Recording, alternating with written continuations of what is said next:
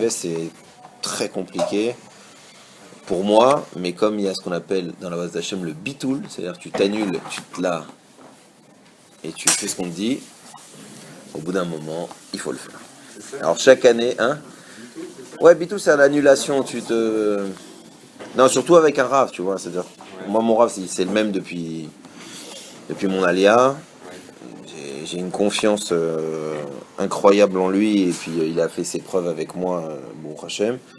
Donc quand il te dit un truc, voilà, tu discutes pas, tu pousses sur la tête, et il sait pourquoi je veux pas, et machin, etc. Mais bon, s'il demande, alors il y a là.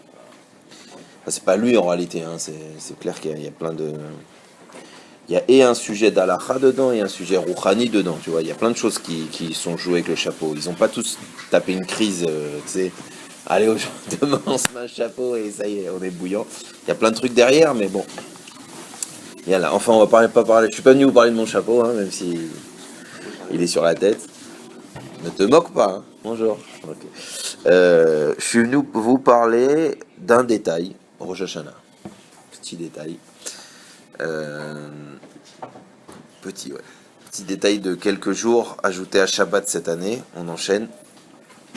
D'ailleurs, c'est bien, c'est un siman tov.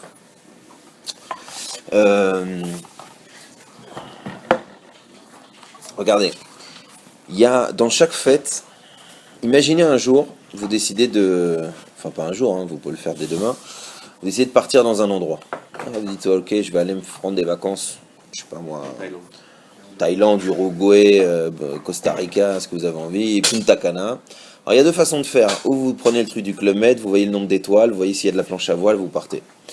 Ou sinon, ce que vous faites, c'est que vous prenez, vous cherchez à vous renseigner sur l'endroit. Donc forcément, quand on veut voyager, on va ouvrir un espèce de guide du routard, et là-bas on va me dire, bah tu sais, réveille-toi Zozo, Punta Cana, ça sert à rien le shekel, il faut du dollar. Ah ouais. Tiens, à tel endroit, je te préviens, si jamais tu dis on se fait un petit hamburger et que tu es en Inde, t'en as pour 10 ans de tôle. Donc on va t'expliquer comment marche, comment fonctionne la chose. Dans chaque pays, il y a des coutumes, il y a des habitudes, il y a des choses qu'on fait, des choses qu'on fait pas. Enfin, toi c'était Brésil, mais par exemple, mais c'est la même chose. T'es Mexique? Ah, alors Mexique, justement, je vais parler du Mexique, tu vois. Au Mexique, bon, moi j'avais un oncle qui a vécu des années là-bas. Donc je suis allé peut-être 2 ou 3 fois déjà au Mexique, et j'ai vraiment fait le tour. En plus, comme il travaille au Club Med, bah, au Hachem, voilà, vous pouvez mettre un sourire à vos lèvres, moi aussi. Donc j'ai pas mal tourné là-bas. Et ben par exemple, si tu sais pas qu'au Mexique, il y a une période de l'année où t'es au soleil, t'es détente, tu te sens bien, et puis à 4-5 heures, t'as des trucs comme ça qui te tombent sur la tête, froid, de la glace, quoi, enfin de torrent d'eau. Ça dure une demi-heure, enfin pas très long en plus, et c'est fini. Après, tu ressors en short. Si tu le sais pas, tu peux flipper, quoi. Alors nous, on l'a appris, on l'a vu, on l'a reçu, et après on se donnait même rendez-vous dans la piscine pour, tu vois, qui est toute la fumée du chaud et du froid mélangé. Bon, c'est pas important la piscine, mais l'idée c'est que donc tu te renseignes. Quand tu vas dans un endroit ou quand tu vas passer, etc., il faut se renseigner. C'est pour ça qu'il y a, par exemple, avril, te découvre pas d'un fil. Il y a, même dans des périodes, il faut se renseigner qu'est-ce qui se joue là-bas.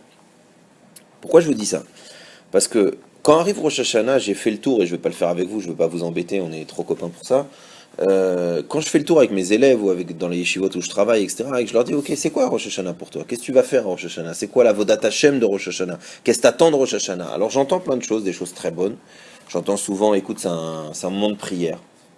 On a retenu qu'à Rosh Hashanah, il faut prier, etc. Ok. Yom Hadin, tout le monde retient, le jour du jugement. Écoute, on ouvre les Sfarim, on t'écrit les Cheshbonot pour l'année prochaine. Donc bon, on flippe un peu, etc., etc., etc. Et des choses qui sont vraies, importantes, écrites et vérifiées. Mais quand j'insiste un peu, parce que je suis un peu lourd, et je dis, ok, c'est alors, prier, d'accord. Yom Hadin, c'est sûr, c'est écrit, les 3 livres sont ouverts jusqu'à Kippour, il y en a qui disent Sukkot, jusqu'à nous te repousse à Hanouka, Bichlal.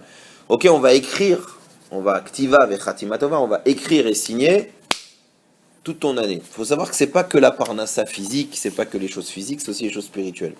Par exemple, s'il a été décidé, ouais, la tchouva, machin, etc. Enfin, pas vraiment la tchouva, mais si par exemple il a été décidé que il a été décidé par exemple que Jérémie, il va, je sais pas moi, ouvrir 2 yeshivot, être mashpia sur 3000 personnes, et ben c'est à Rosh Hashanah qu'on va fixer ça. Donc ça veut dire qu'après, je peux faire des cours nuls ou des cours... Non. Après, ça va se mettre en place. Donc même la Parnassa Rouhani, elle est fixée à Rosh Hashanah. Donc ça c'est vrai, c'est important, etc. Mais, et c'est un grand mais en réalité. Mais dans Rosh Hashanah, il y a quelque chose qui se cache, qui est beaucoup plus profond, et c'est la Chassidoute qui nous l'explique, c'est le Zohar qui nous insiste dessus, et en réalité c'est la halakha depuis des années. Mais on n'y avait pas fait attention. Si vous regardez entre Rosh Hashanah et Kippour, et donc on commence à Rosh Hashanah, il y a des changements dans la tfila. D'accord? On est souvent en train de dire, au lieu par exemple de Ael Akadosh, on va dire Amelech Akadosh. Au lieu de dire un roi, on va dire le roi, Amelech. Et c'est Amelech Mishpat. Il y a plein de choses comme ça où en réalité le mot qui revient et l'importance qui est mis, le dagesh, le point qui est répété, c'est le fait de dire Dieu, tu es le roi. On parle de la malchoute de Dieu, le fait que Dieu règne sur nous, pas que sur nous, sur tout. Dieu, il a une prina qui s'appelle Meler, royauté. Donc, à Rosh Hashanah, qu'est-ce qui se passe? Et ça, je vous explique ça ne se voit pas, donc il vaut mieux que je vous l'explique. Ça se ressent. Le maître, si quelqu'un il est sensible, il peut ressentir ça. En général, il le met sur le compte de la... Vous allez dire, mais dis de quoi tu parles. Je fais du suspense. Il y a des fois où avant Rosh Hashanah, on s'est fait en espèce de sentiment de vide, d'angoisse, de peur. Alors on le met sur le compte des livres. Ah, écoute, c'est normal, je vais passer au jugement. En général, quand tu vas passer au jugement, tu dis pas Shalom, Manishma, Mashlom Chem, c'est toi le juge. T'as bien dormi hier, t'es pas fatigué. Bon, là. Alors de quoi on parle, tu vois? T'arrives, tu fermes ta bouche, tu flippes un peu, tu dis purée, c'est entre 1000 et 5000, purée que ça soit 1000. D'accord? Donc, si c'est l'argent que tu dois, hein, évidemment, dans l'inverse. Mais bon, en argent, je vais pas vous faire des pchatim, c'est votre business, c'est pas le mien, je vous laisse, c'est vous les pros. Donc, il y a une espèce de sensation bizarre. À quoi elle est due? Alors, je vais vous expliquer ce qui se passe à Rosh Hashanah. En fait, je répète que l'idée de départ, c'est de dire, Rosh Hashanah, ça sert à dire, Ameler, Dieu, c'est toi le boss. C'est toi le roi. C'est ça la vraie avoda de Rosh Hashanah, c'est de dire, c'est toi le roi. Mais pourquoi? Qu'est-ce qui se passe? Alors, on ouvre les coulisses, et la Torah nous explique quelque chose d'extraordinaire, mais de extrêmement flippant. Mais avant ça, vous allez dire, ça y est, il s'est mis à la télévision, mais avant ça, je vous donne une histoire qui va encore plus illustrer ce que je vais dire, qui va donner du piment. Le rabbi, il était malade, c'était avant les fêtes, le rabbi Lubavitch, il était malade avant les fêtes, etc. Et il y a un médecin qui parlait à sa femme. Et il lui dit, écoutez, voilà, il va falloir faire plein de choses, etc. Il faut prendre en compte ses médicaments. Là. Écoutez, il ne faut pas qu'il ait peur, mais il va falloir faire ça. Bon, et vous savez, il y a pas mal d'examens, c'est un truc qui est assez lourd à assumer, mais il ne faut pas qu'il ait peur. Au bout du deuxième peur que le docteur dit, la femme du rabbi, la rabbinite, elle sourit et elle dit au docteur, monsieur le médecin, mon mari n'a pas peur des médicaments, il a peur de Rosh Hashanah. Bon, alors c'est pas, il n'y avait pas une caméra, mais donc c'est pas pour un film, c'est un enseignement pour nous. Bon, la question que je pose, et donc ça va réveiller ce que je vais vous dire maintenant, je comprends pas, 2 secondes. Si Rosh Hashanah, c'est le fait qu'on ouvre les livres et qu'on juge les gens, mais s'il y en a bien un qui n'a pas vraiment besoin d'avoir peur, c'est le rabbi. Dans Tachles, il sera... Enfin, au pire, son angoisse, c'est dans les tzadikim, est-ce qu'il est au top des 10, au top des 20, au top des 2, est-ce qu'il est le roi, le pape? C'est énorme, mais enfin, Tachles, tu vas pas me dire que le Rebbe, avec son avodat Hashem, et le fait qu'il sait même pas ce que c'est une Avera, il a peur d'être signé par erreur dans le livre des Rechaïm, faut pas... C'est quoi le délire? Donc pourquoi le rabbi, il te dit, sa femme, à travers le rabbi, elle dit, enfin, le rabbi à travers sa femme, il dit, attends, je comprends pas, moi, mon mari, il a peur quand arrive Rosh Hashanah. Je te dis, s'il y en a un qui doit rentrer et faire du houpaloop et dire, bon, c'est vrai, moi je suis au migrage de sport, et là, bossez bien, pleurer et tout, je vous attends après Rosh Hashanah. Ça serait lui à la rigueur. Si Rosh Hashanah, c'est que Yom Hadin, ben bon, Hachem, il est pas, enfin tu vois, il est humble, mais il sait ce qu'il a fait, il sait son avodat Hachem, il sait ce qu'il fait, il sait la vérode, etc. Donc a priori, je te dis, même si on va dire, il va avoir une année un peu meilleure, un peu moins douce, mais enfin, Tachles, il est pas mal. Comment ça se fait que lui dit, moi j'ai vraiment peur de Rosh Hashanah? C'est bizarre. Si c'est que Rosh Hashanah, le principe de, on ouvre les cheshbonot et on te signe, bizarre. Eh bien bizarre parce que le rabbi, Baruch Hashem, Il sait ce que je vais vous dire là. Il sait ce que je vais vous dire maintenant. Pourquoi il a peur, le rabbi? Parce qu'il se passe quelque chose à Rosh Hashanah de flippant. Le monde, Dieu dirige le monde. Dieu a créé le monde, Dieu il le recrée à chaque instant.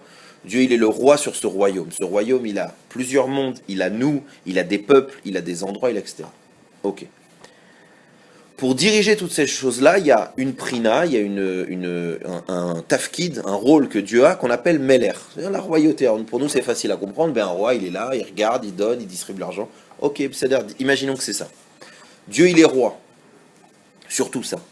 Arrive Rosh Hashanah, il se passe quelque chose de terrible. Le roi, il rentre dans son palais et il dit « Je sais pas si je reconduis tout ça ».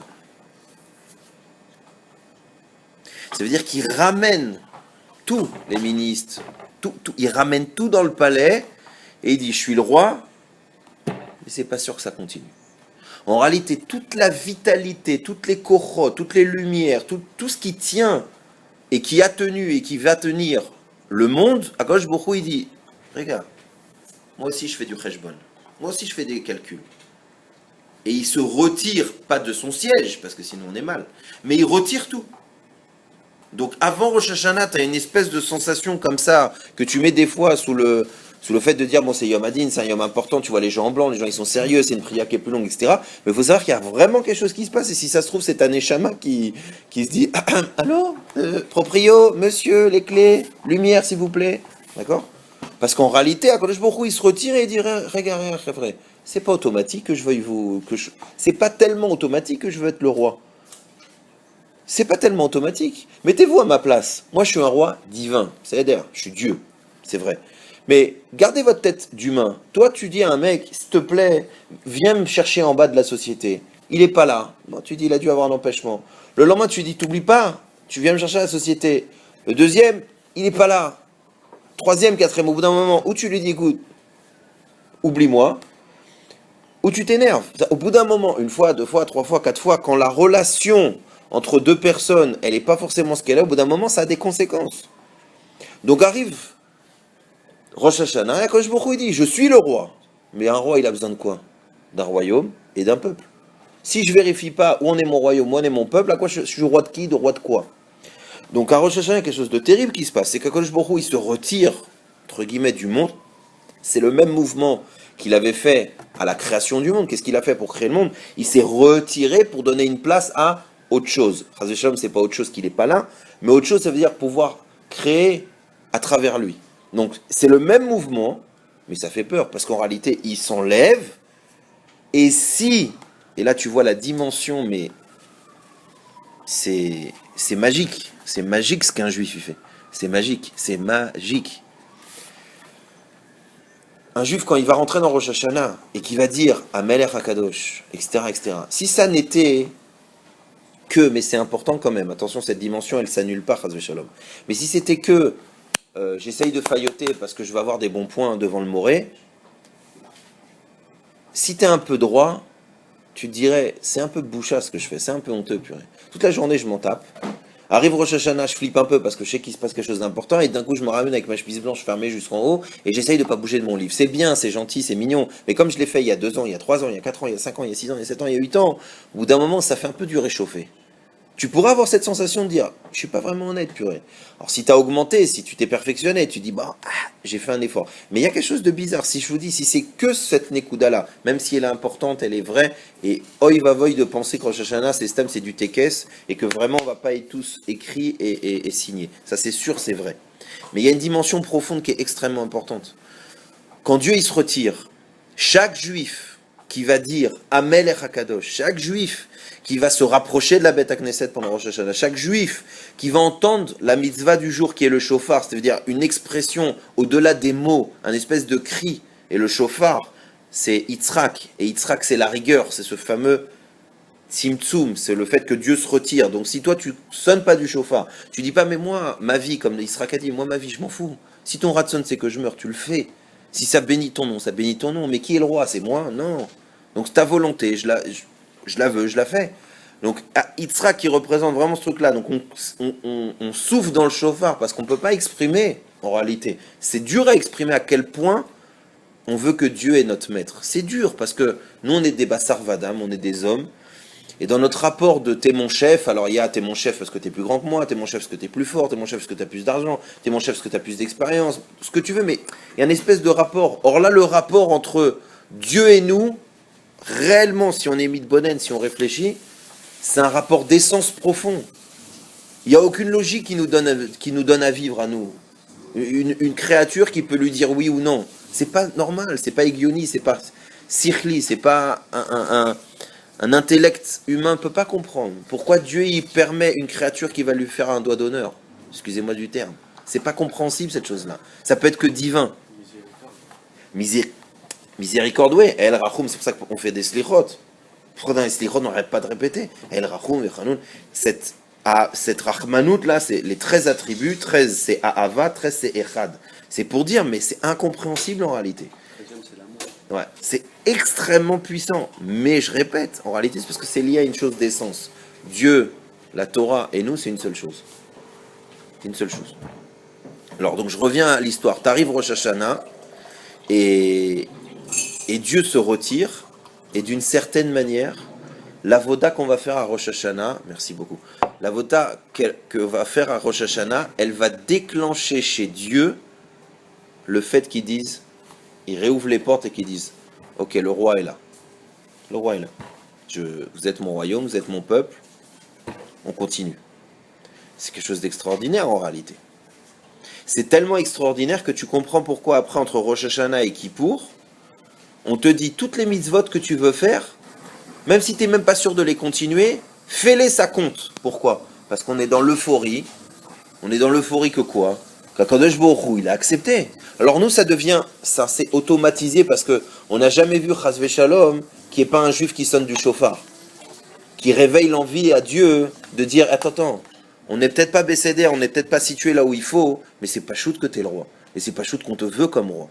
Donc comme Baruch Hashem, il n'y a jamais eu ce temps mort d'un juif qui dit pas à Dieu Bevadaï te Ameler. Même si moi je vais être Chas Shalom signé comme le rachat du Meler, mais je suis le rachat du Meler, donc le Meler il est là. Et je remets pas en cause cette chose-là, même si je suis pas génial dans tes livres, mais c'est vis-à-vis de toi que je suis pas génial. Et ça déjà en soi, c'est que tu es là, c'est que je t'accepte, c'est que j'ai compris que c'est toi le boss. Donc c'est quelque chose d'extraordinaire déjà. Donc Rosh Hashanah, la voda principale, la voda rouchani, la voda pnimi des choses, c'est de se dire, regarde, Akadosh Baruch Hu, il est le roi. Et cette dimension-là, elle amène quelque chose d'extrêmement important. Extrêmement important.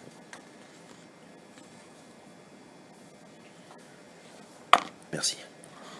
Très très bien, t'as raison. Vraiment super. Alors, elle amène quelque chose de très très important. C'est quoi? Je répète. On vient de comprendre que Rosh Hashanah, la tête de l'Hashanah, c'est pour mettre à la tête Dieu. Comment on met à la tête Dieu? On lui dit tu es le Meler. Un Meler, c'est quelqu'un, chez nous, un roi, c'est quelqu'un qui prend des directions, des décisions, qui dirige, mais son influence, elle est vérifiée. Un Meler, il a besoin un peuple. Et là, c'est une dimension qui va nous faire kiffer. Et on va comprendre une autre dimension de Rosh Hashanah. Qu'est-ce que je dis quand un Meler, c'est un peuple? Un roi, il a besoin d'un peuple. Parce que si t'es roi et que t'as pas de peuple, ça s'appelle de l'autosatisfaction. Je suis roi, Ani Meler, mais t'es seul, doudou. T'es le roi de qui? Droit de toi? Super. T'es le roi de ton bras? Bah, attention. C'est de l'autosatisfaction. Si t'es un roi, mais que personne ne t'accepte et qu'ils ont peur de toi, ça s'appelle un régime arabe, c'est une dictature. C'est-à-dire, ça s'appelle pas de la royauté. Et si jamais tu essayes de acheter ton peuple, de leur vendre et tout, ça s'appelle une démocratie. Mais une royauté, une vraie, c'est un peuple qui reconnaît en le roi la capacité de diriger et qui accepte avec des fois amour, des fois avec difficulté, mais en tout cas qui accepte, qui reconnaît le système de la royauté, c'est-à-dire l'autorité et tout ce qui va avec. Les directions, les ordres, tu tournes à gauche, là ici il y a un feu rouge, là ici c'est interdit pour toi, là ici c'est autorisé pour toi. Donc, dans cette dimension-là, le Meler, le roi, il a besoin de quoi? D'un peuple. Et donc Rosh Hashanah, c'est pas pour rien qu'on lit Atem Nitzavim Ayom. C'est quoi ce Ayom? Tu vas voir les Mefarshim, c'est Rosh Hashanah. Atem niftsavim. C'est vrai que tout le monde va, chacun de nous, on va passer à titre personnel devant Dieu, on va ouvrir le dossier, Jérémie Hazard, eh ben bravo, ok, chacun de nous au fur et à mesure. Mais on passe tous. Ça veut dire que c'est vrai qu'il y a une dimension personnelle, chacun face à Dieu, et face à son avodat Hashem, et face à son comportement, mais on passe en tant que peuple. La carte d'identité du jugement, c'est Am Israël. Je passe en tant que juif. Il y a d'autres fois où il y a des fois où les arbres sont jugés, il y a des fois où tous les hommes sont jugés aussi à Rosh Hashanah, mais chacun dans son chelek. Un goy, il va être jugé selon ce que le roi a analysé. On va pas lui mettre une tête parce qu'il a pas fait Shabbat.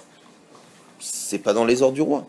Donc chacun on passe individuellement, mais on passe en tant que Teudat Zéhout global de dire on est le Am Israël. Ça aussi c'est extrêmement important. Pourquoi ? Parce qu'on comprend mieux pourquoi. On comprend mieux deux choses. Une première chose, c'est cette fameuse phrase bizarre qu'on dit la Géoula elle va venir si tout le monde est Zakai ou tout le monde est Chayav, si tout le monde est top ou tout le monde est naze. Mais tu réfléchis 2 secondes, tu dis mais c'est complètement utopique.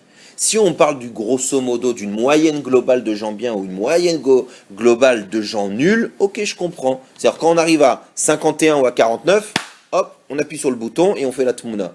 Si on parle d'une moyenne, je comprends. Mais si je prends le pshat, que tout le monde ou tout le monde, ma pitom. Tout le monde sadikim. Attends, arrête la Gemara, arrête de rêver, bémet. Ça rien que la Gemara, elle soit bachamaïm. Tachles ici, quoi, il n'y aura pas un juif qui va se rater. Il n'y a pas un juif qui va dire, j'ai pas le temps pour un mincha, pour un arvit. C'est ridicule. Koulam sadikim, faut pas exagérer. On le dit dans la tfila, mais c'est un inyan de Géoula ou c'est un inyan pnimi. C'est un inyan que, on a tous une neshama elokit, mais au bout d'un moment, il y a forcément un ratage. De l'autre côté, on est tous des nazes. Mais tu rigoles ou quoi? Qu'est-ce qu'il y a? Baba Salé, tu vas le croiser à la plage. Mais il y a des tzadikim. Le monde, il tient sur eux. Eux, ils vont pas bouger. Alors, ma pitom, tout le monde. Il y a des gens qui vont pas abandonner. Il y a des gens, comme un rabbi dont je vais vous parler, le rabbi Mendel Furtorfas, c'est un rebbe, le mec il a pris 14 ans dans les prisons russes de Sibérie parce qu'on l'a accusé de diffuser la Torah. Et quand il est arrivé là-bas, qu'est-ce qu'il a fait? Il a diffusé la Torah. C'est-à-dire qu'il arrive, et la Sibérie, même si tu es spirituel, t'en baves. Même si tu es spirituel, tu en baves. Tu prends des coups, tu es fatigué, tu manges pas. On peut pas comprendre. C'est pas des gens qui disent « Oh, Marpatléo, la mazé, vas-y, roule-moi dessus sur un tracteur. » D'accord? Rabbi Akiva, quand on l'a déchiré le corps, il a eu mal. Sinon, ça sert à rien. Si c'est juste dire « Ah non, moi je suis spirituel, tu peux me marcher dessus avec un tracteur. » Ah bon, c'est mon corps. Alors il n'y a aucune mala. Akedat Yitzhak Avinu, il est extraordinaire, il est gadol, mais il va se faire couper la tête. S'il n'y a pas la mesure réelle, matérielle, alors c'est nul, c'est des anges, ils viennent jouer avec nous, ils se foutent de notre tronche et ils repartent. C'est pas vrai.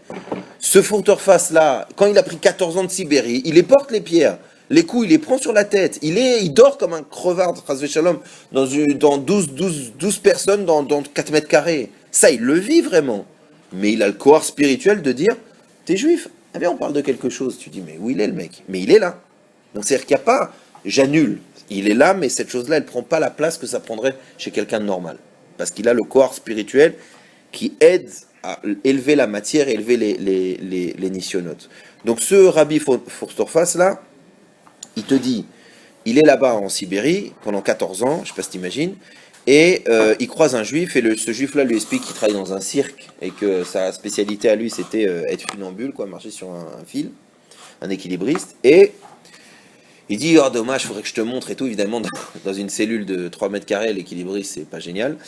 Mais un jour, Baruch Hashem, les lois de la prison se calment un peu, il décide même de faire une grande journée pour tous les trucs, pour tous les prisonniers. Ce mec-là, il court vers le chef de la prison, il dit, écoute, moi je suis un homme de cirque, je peux te faire un super spectacle, tu m'acceptes? Il dit, écoute, ça peut être marrant, t'as raison. Et là, on met le fil, et dans cette grande soirée animation en Sibérie quand même, ce fameux jeune-là, Feuge, hop, il enfin refait son spectacle, il monte sur son fil, tac, tac, tac, tac.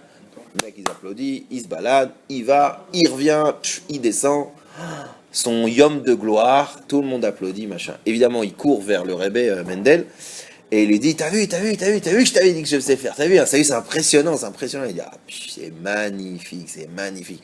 Il dit, devine comment je fais pour pas me casser la gueule. Vas-y, devine, tu sais que ça faisait Je suis en Sibérie comme toi, ça faisait une tonne de temps que j'avais pas eu le temps de m'entraîner, mais tu vois, j'ai réussi. Tu sais comment je fais? Et Rabbi Mendel, il dit, je crois avoir vu ton secret, ouais. Il dit, ah bon, tu sais comment j'arrive? Il dit, ouais, je pense. Il dit quoi? Il dit, ben, quand tu montes sur le fil, tu regardes pas le fil, tu regardes l'objectif. Il le regarde, il fait, Pii. Ah, exact. Exact, c'est vrai. Je m'occupe pas du fil, je fixe le poteau. Alors attends, alors c'était quoi le moment le plus dur du spectacle? Quand je faisais des cabrioles sur le fil? Il dit non, le moment le plus dur c'est quand tu es arrivé au poteau et qu'il fallait te retourner pour trouver un deuxième objectif. Il dit, exact. Mais quoi, tu m'as pas dit, t'es équilibriste? Il dit d'une certaine sorte. Ouais, j'ai fait de l'équilibre de la vie. Donc là c'est la même chose. Pourquoi je vous ai expliqué cette histoire? On a dit, Kosh Baruch Hu, le Meler, il a besoin d'un roi. Cette royauté, on a dit, il y en a un problème, on est tous tzadikim, on est tous machin. On parle d'un peuple. Si à Rosh Hashanah, tu te permets aussi, malgré que c'est Yom Hadin pour toi, si tu te permets d'être habillé en blanc, blanc c'est je suis pur. Tu sais, c'est comme le mec, il est accusé de meurtre et il arrive au jugement en habit de policier. On va dire, ah, t'as de l'humour toi. Mais c'est ce qu'on fait. On arrive à Rosh Hashanah habillé en blanc. Sadique. Même les chaussettes. Tu te dis, hey, tu rigoles, va quand tu joues. Pourquoi on a pas cette chutzpah, chas v'shalom, mais pourquoi on a cette envie là aussi, et que ça fait partie de Rosh Hashanah? Parce qu'en réalité, on sait qu'en globalité, dans tout le Ham Israël, on est le Ham Hanifrach, Ham Ségoula. On sait qui nous a choisis. Donc je te dis, même si on n'est pas sûr du jugement, on a cette espèce d'envie de dire, tu sais, au-delà du fait que je me pisse dessus, que j'aimerais bien que ça soit top, ce que tu signes pour moi, mais je ressens bien que je fais partie du peuple qui va dire, ah t'as un Meler. Et si t'es le Meler, je fais partie de ce âme-là. J'ai pas la meilleure position, j'en sais rien. Mais en tout cas, je suis Simcha, je vais pas trop la montrer, c'est un Yom d'eau, mais au fond de moi, je suis sa mère. Je suis super heureux. Super heureux de faire partie de ce peuple. Je suis content d'entendre du chauffard et dire, t'as vu? C'est parce que c'est toi le roi. Ça me fait plaisir. Donc je me mets en blanc. Donc je rentre chez moi et je dis, allez, une année douce, le miel, rajoute du miel et tout. C'est des trucs de ouf. Tu dis, purée, mais imagine un mec qui a un jugement qui est tellement important et qui se fait un tékès comme ça. Liot, Batrig, Elo, Baza, et on rigole et on se marre. Yératson que ça, Yératson que ça. Fils, tu sais même pas comment tu vas truc. Tu connais pas le bilan de l'année dernière. Et toi, allez, Yératson, tu roules comme si, Allah, c'est moi qui dirige. Eh ben, d'une certaine manière, oui. D'une certaine manière, il y a tellement, au niveau pnimi, au niveau profond, il y a tellement un lien fort, profond, d'essence entre Dieu et nous, qu'en réalité, oui, on dirige un peu. À Rosh Hashanah, Dieu, Kaviachol, c'est pas Stam, mais il se retire et il dit non, écoute, je suis pas forcément le roi. Nous, on dit, oh, ouais, nous. Et nous, on est quoi alors? Nous, on est ton peuple, bien sûr que t'es le roi, ma pitom. Et il tourne la tête, il dit, bon, Besséder, alors c'est quoi le programme de cette année? Eh ben, c'est un jeu, c'est peut-être un jeu, mais c'est pas un jeu. Parce que le Zohar, il t'explique vraiment que s'il y a écrit, il y a quelques parachutes, on a lu que les yeux d'Akadosh Baruch Hu, ils sont du début de l'année à la fin de l'année, on te dit, Yachmal, excuse-moi, va à la Torah, du début de l'année jusqu'à la fin de l'année, alors tu sais quoi, fais court, dis toute l'année. C'est pas du début de l'année jusqu'à la fin de l'année, Kolakavod, dis toute l'année. Et dit non, Yachamor. J'ai fait exprès de dire ça. Parce que du début jusqu'à la fin, ça veut dire qu'il y a il y a un début, il y a une fin. Tu sais c'est quoi? Ben, c'est Rosh Hashanah. C'est le Chodesh Tishrei. En réalité, du début jusqu'à la fin, oui, mais ça dépend de nous. Parce qu'à un moment où cette année qui te paraît tellement naturelle, elle peut s'arrêter. Parce que si le Ham Israël, il dit pas, je suis le Ham Israël. Alors ok, alors Dieu, il dit, alors j'ai pas besoin d'être roi. Je vais être Dieu. Je serai Dieu. Mais je serai pas roi. C'est très différent. Je vais être Dieu, bien sûr. Ils vont m'annuler ma divinité. Je suis Dieu, Hachem Echad. Ou à Echad, à Yachid, va Meyouchad. Il n'y a pas ça, on le sait. Mais la Malchut, c'est-à-dire le fait qu'il est là et qu'il dirige, oui, ça, il peut dire, Yallah, ça ne m'intéresse plus. Cet étage-là, on le vire, et c'est où? Et rappelez-vous maintenant, je vous l'ai dit, il y a eu des épisodes comme ça. Hein. On en a lu. On fait une bêtise trop grande et il va voir Moshe, il dit, Moshe, allez, nouveau programme, tu me vires tous ces tocards et on refait ça avec toi. Et Moshe il dit non, Dieu, arrête. Pas possible cette histoire. Non, t'inquiète pas, je redistribue mes neshamot. Il dit non, c'est toi ça. Eux, toi, la Torah et moi. Sinon, base-moi de la Torah, ça n'a pas d'intérêt, parce que Dieu, la Torah et nous, c'est une seule et unique chose. Si t'effaces, alors efface-moi de la Torah et puis c'est tout. Donc on a eu des expériences comme ça. Nous, on s'en rappelle plus, on n'a pas vécu, bon, Hachem, que ça reste dans les livres, mais il y a eu ça. On nous a expliqué ça. Que des fois, Dieu, il a dit, Atkan, Atkan, Zéou, sauf à derrière, on arrête, vous exagérez. Donc, ce qui est extraordinaire, je répète, c'est qu'il y a une dimension à Rosh Hashanah qui est de dire, à Kadosh Baruch Hu, je veux que tu sois un roi. Pour que tu sois un roi, il faut un peuple.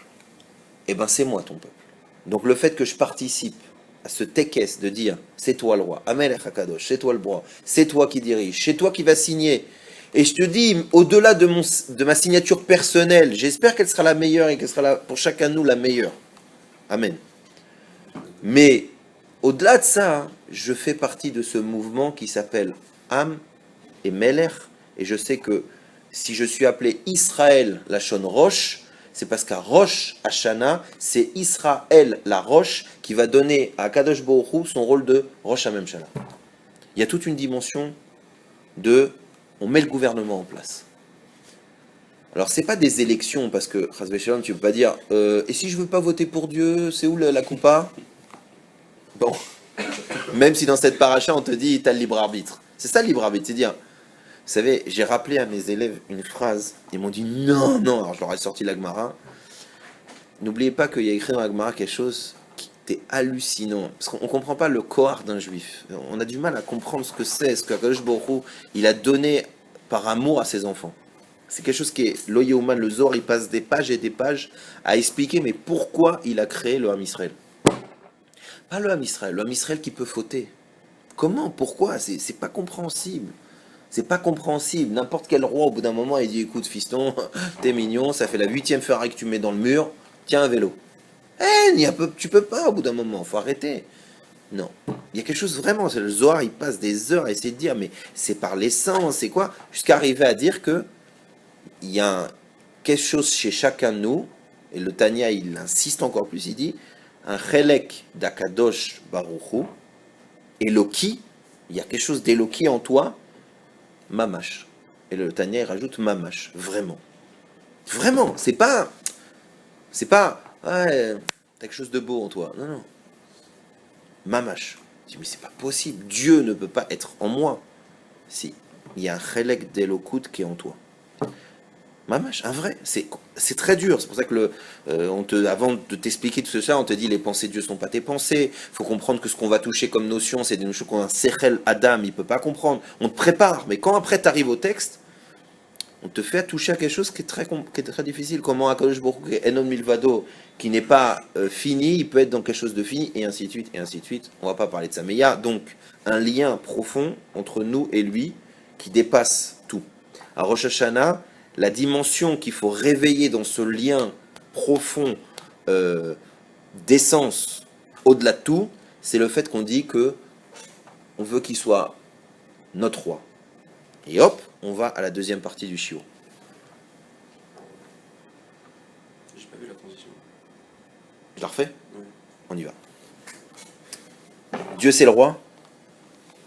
C'est le but de Rosh Hashanah. C'est de lui dire qu'il est le roi. Le roi, pour ça, il a besoin d'un peuple. Un peuple qui, en réalité, échange quelque chose de très profond. C'est-à-dire qu'il y a une essence profonde entre Dieu et nous, qui fait qu'à Rosh Hashanah, on se permet, comme on a dit, des petites... je m'habille en blanc, je trempe la pomme, je me souhaite des trucs, et je suis pas au courant que ça se trouve tout est déjà arrêté. Pourquoi? Parce qu'au fond, je sais que j'ai un lien profond en tant que personne, et en tant que personne qui fait partie d'un peuple, avec ce roi qui m'a choisi à moi personnellement, et qui m'a choisi à moi en tant que peuple, dans une nation. Donc une fois que cet axiome, comme on dit, il est posé, que à Rosh Hashanah, je dois dire à Kadosh Baruch Hu, je suis ton peuple, je suis ton fils, et donc, quel que soit le matzav, quelle que soit la situation que tu as jugée, que j'ai jugée, ou que j'ai faite, ou que j'ai provoquée, ce que je rappelle au moment de Rosh Hashanah, c'est que je suis ton fils, je fais partie d'un peuple, ce peuple-là, il n'a qu'un seul roi, c'est toi. Et tu es le roi de tout le monde. Je redonne de la vie à cet axiome, à tel point que je ne sais même pas l'exprimer, parce que si c'était sur mes mots, mais combien de fois ma bouche, elle a dit, oui, je vais faire, non, je vais faire, à tel point je répète qu'on passe par le chauffard, on passe par ce cri de la partie la plus animale de nous, c'est un truc animal, le chauffard, par la plus basse, qui n'exprime que par un cri, par un son, le fait que vraiment, Même notre partie la plus animale, elle sait qu'en réalité, il y a un créateur qui est le roi, qui dirige. Une fois que j'ai fait cette chose-là, je dois m'améliorer. Je dois faire en sorte que Akadosh Baruch Hu, il ne soit pas lié à ce monde, parce que la malchoute, comme on a dit, que Dieu y soit là, c'est sûr. La malchoute, c'est qu'il dirige, qu'il soit propre, qu'il soit descendu, que tu reconnaisses sa photo sur un mur, que tu saches que le roi, il a dit ça c'est ça, et ça c'est ça. La malchoute, c'est quelque chose qui descend très bas, qui descend dans la vie. Dans la vie. C'est le roi qui dirige la vie. C'est pas un président honorifique d'une synagogue. Il y a son nom, mais personne ne le connaît, on l'a jamais vu. Non, non, un roi, c'est quelqu'un qui agit. Si le roi il dit gauche, gauche. Si le roi il dit droite, droite. Si le roi il dit ça, c'est assourd, c'est assourd. Si le roi il ferme une rue, il ferme une rue. D'accord? À travers toutes ses autorités. Mais un roi, c'est comme ça. Donc, une fois que je dois réveiller la malchoute, on va ensemble regarder dans la deuxième partie du cours, qu'est-ce que je peux faire pour réveiller et pour dire que ce que je fais à travers le chauffard, c'est vrai. Comment je peux vraiment prouver que Dieu est le roi? Alors vous allez me dire, bah, la première chose, c'est évident, c'est que je dois l'écouter. Je peux pas dire, ouais, t'es le roi, t'es le roi, t'es le roi, et après dire, je m'en fous. T'es le roi, mais reste chez toi. On va dire, c'est toi qui m'enfermes dans mon palais, t'es mignon toi. Donc, et c'est vrai que à partir du moment où je dis c'est une autorité, cette autorité, elle doit avoir des conséquences sur moi. Première chose. Deuxième chose, je reviens à l'histoire de la Gemara que je vous ai pas dit. Je vous ai dit, il y a une phrase qui fait flipper mes élèves, c'est qu'on dit qu'un juif, il peut mettre la tête de Dieu, bon évidemment la tête de Dieu, qu'est-ce que ça veut dire, c'est pas un truc, la tête de Dieu dans les toilettes. Ouais. Je sais pas si tu imagines la phrase. Un juif, il peut mettre la tête de Dieu dans les toilettes. C'est la Gemara qui écrit. Enfin, les Chachamim. Tu dis, purée, non, moi je fais pas ça. Hein. Je ferai pas ça. C'est pas marrant, ça. Ça doit pas être marrant de faire ça. Qu'est-ce que ça veut dire?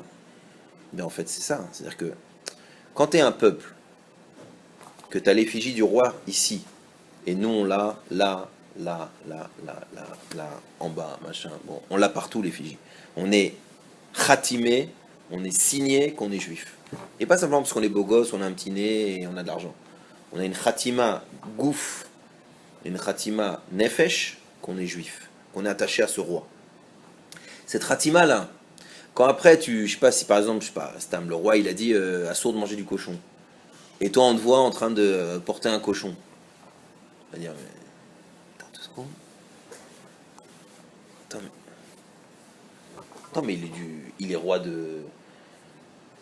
C'est un mec du roi de Perse, lui. Attends, mais le roi de Perse, il a pas dit qu'il n'y a pas de cochon. Qu'est-ce qu'il fait à danser la Zumba? Vous voyez qu'il y a un décalage, il y a un problème.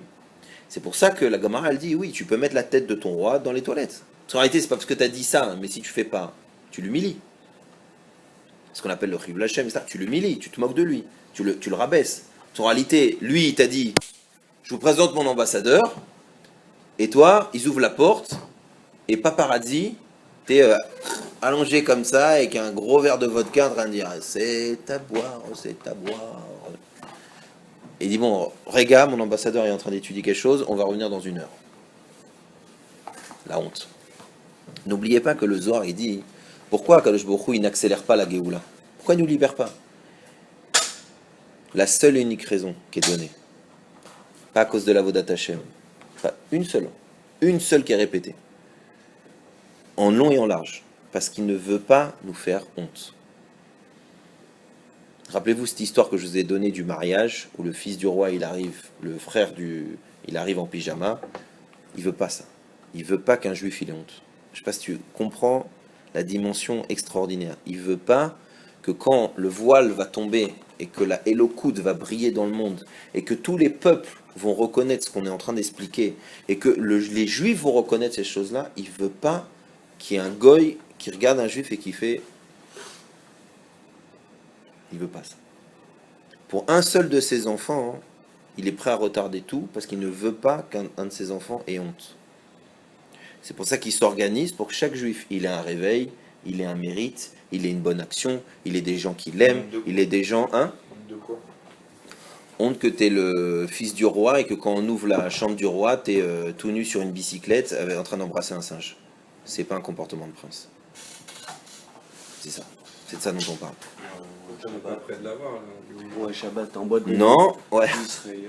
Ouais, l'Oméchané, mais en réalité, on est prêt à l'avoir. Pourquoi? Parce que ce que la chassidoute, elle a fait, c'est qu'elle a descendu le barème. Ça veut dire que elle a descendu le barème et elle a augmenté ta puissance à toi. C'est-à-dire qu'elle t'a donné un mérite de te mettre sur des géants. Et toi, elle te dit, non, toi, tu sais quoi? Fais Tikkun HaKlali, et moi, je te fais la réparation du Yesod. Tu dis, attends, Doudou, je crois que tu n'as pas lu ce que c'est la réparation du Yesod. Il y a écrit déjà, t'es mort. Bon, pour cette vie-là, c'est Khalet. Oh merde. Ben, si tu lis les livres, tu dis Makesher Tikkun HaKlali, mais c'est pas Tikkun HaKlali, il faut que je l'inscris sur mon corps, Tikkun HaKlali, il faut que je le grave, et encore, si je suis mort. Rabbi Nachman, il te dit, fais ça, moi je m'occupe du reste. Donc la Chassidut, elle est venue nous donner un srout qu'avec une seule action, on passe du côté de, justement, cette non-honte. Pourquoi la Torah, la Torah Tapnimiut, elle t'insiste, Avat Israël, Ardout Israël, Avat Israël, le Harizal, Ardout, Ava, on est un peuple, machin. Pourquoi? Parce que, n'oublie pas, dans cette réunion de famille, si on sait se regarder, on sait s'accepter, alors comme tu dis, tu sais que lui, par exemple, moi je fais de la peinture, quand j'arrive chez toi, parce que tu m'as invité à bouffer et que j'ai des taches sur mon pantalon, tu dis, ah, t'as bossé aujourd'hui?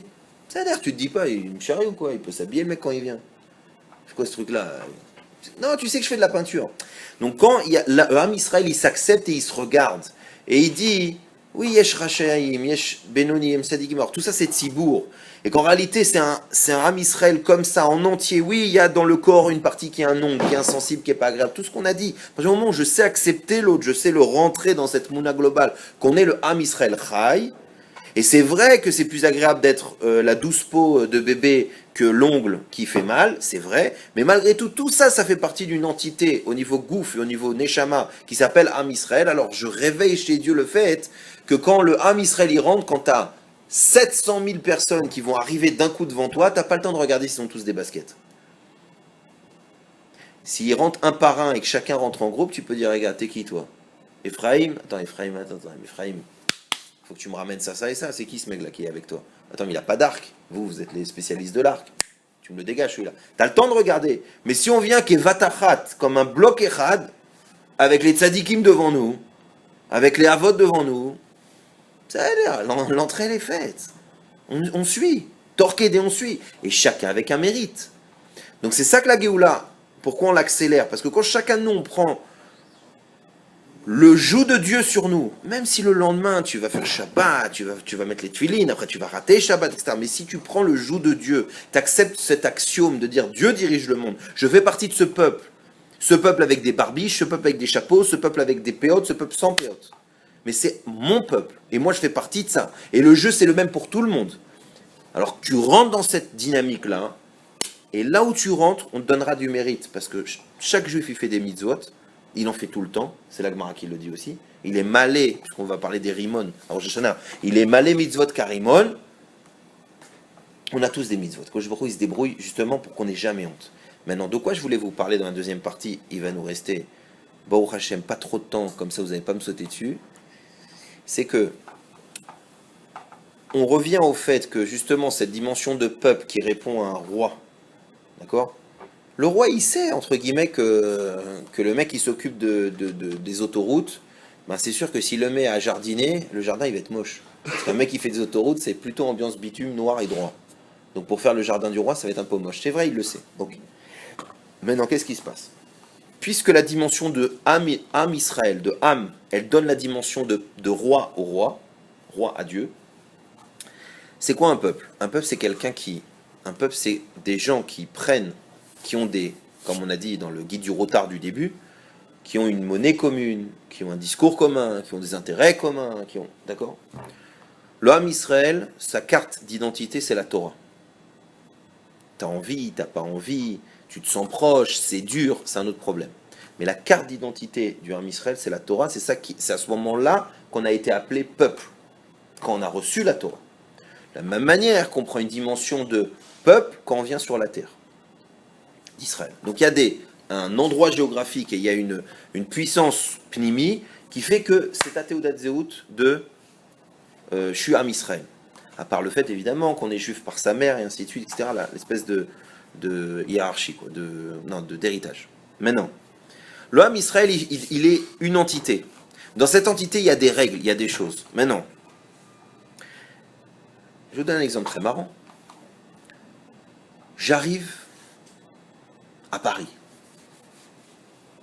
Et j'adore le foot.